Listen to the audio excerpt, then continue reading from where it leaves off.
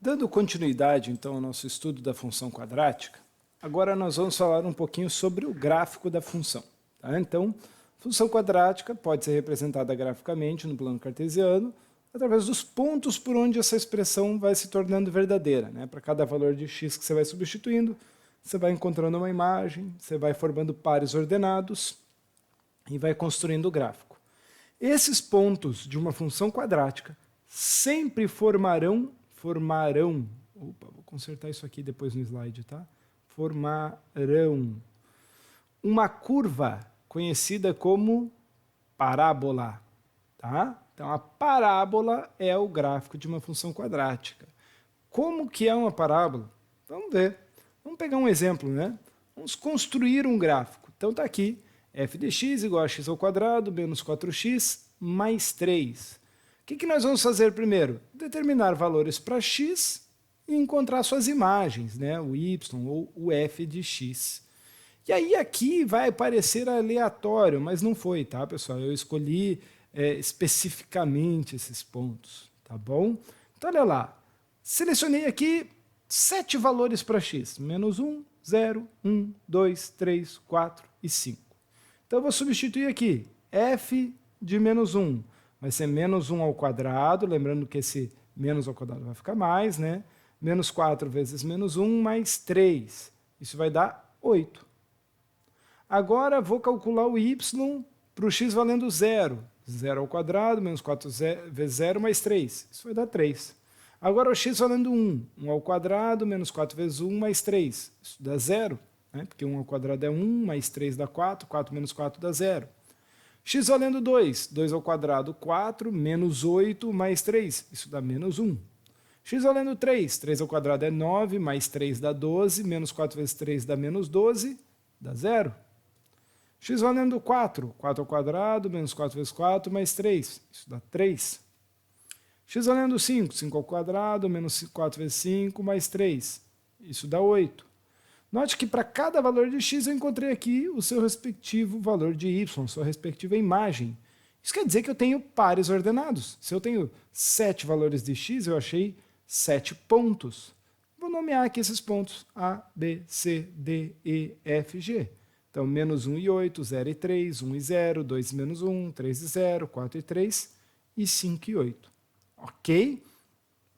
Feito isso, eu posso agora colocar esses pontos no gráfico. Vou plotar esses pontos no plano cartesiano.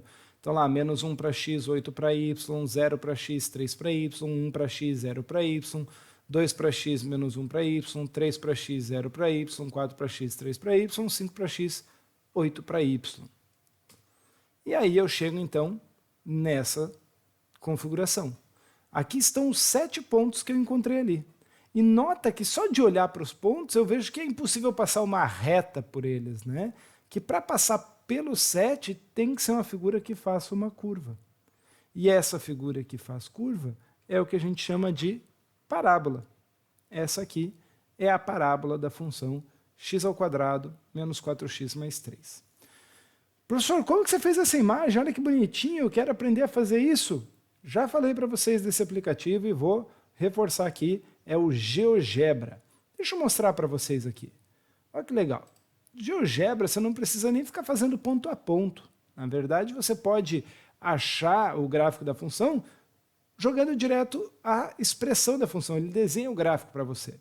Tá? Então, era x ao quadrado menos 4x mais 3. Eu vou vir aqui em cima, no campo de entrada, e vou colocar f de x igual x ao quadrado, né?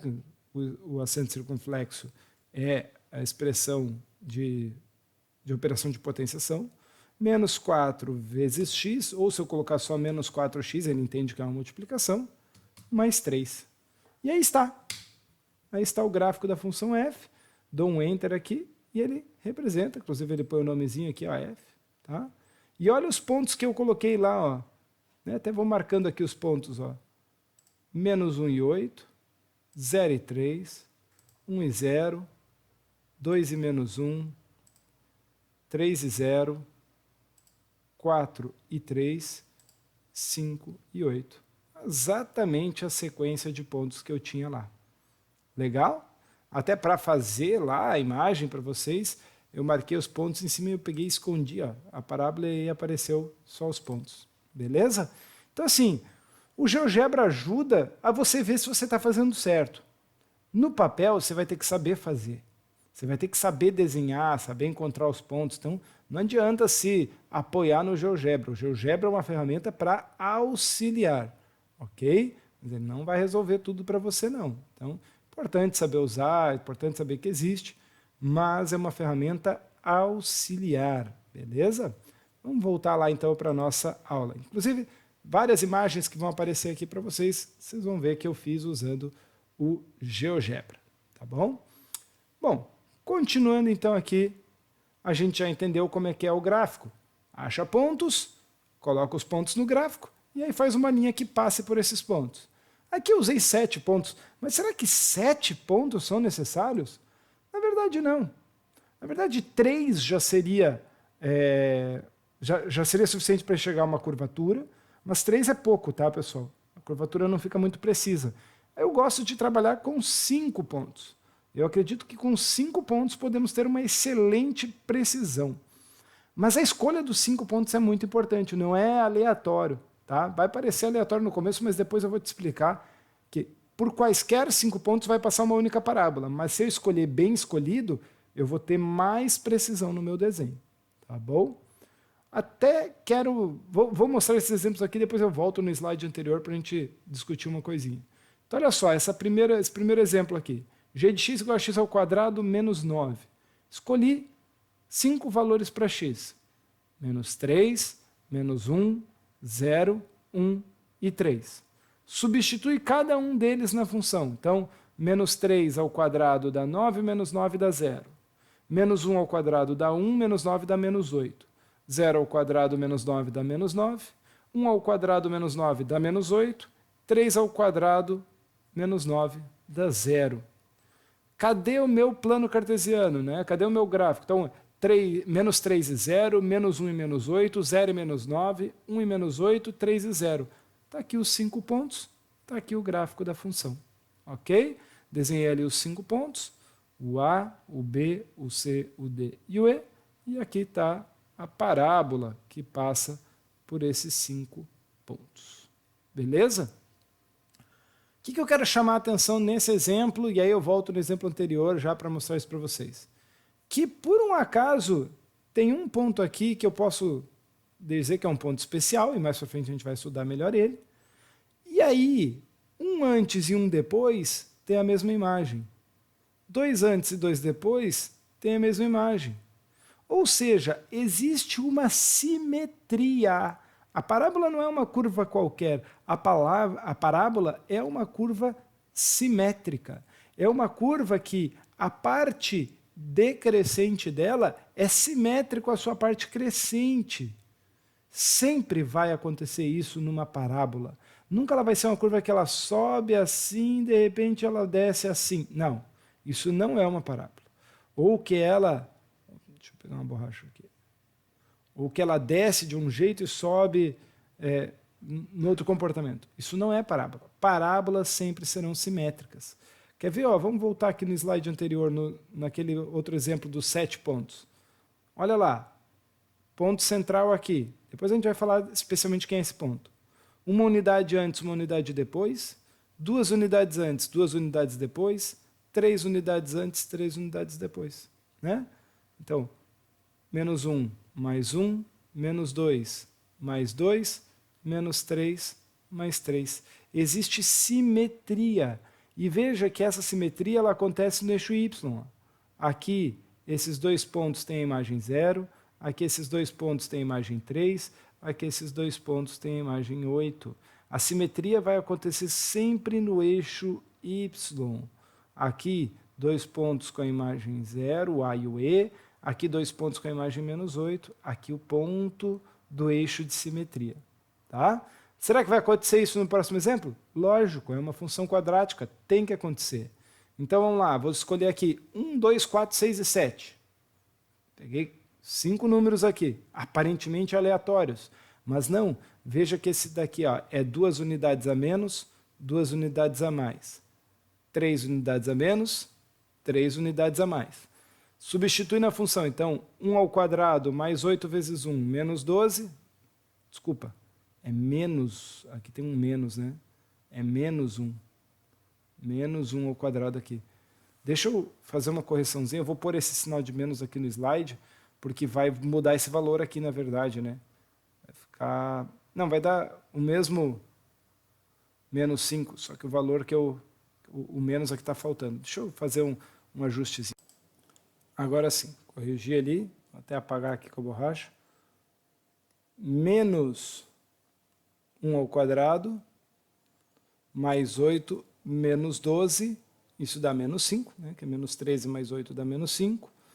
Para o 2, menos 2 ao quadrado, mais 16, menos 12, lembrando que esse menos não está ao quadrado, então ele vai ficar negativo mesmo, né, menos 4 com menos 12 dá menos 16, mais 16 dá 0. Menos 4 ao quadrado, que daí dá menos 16, com menos 12, isso vai dar menos 28, mais 32, dá 4.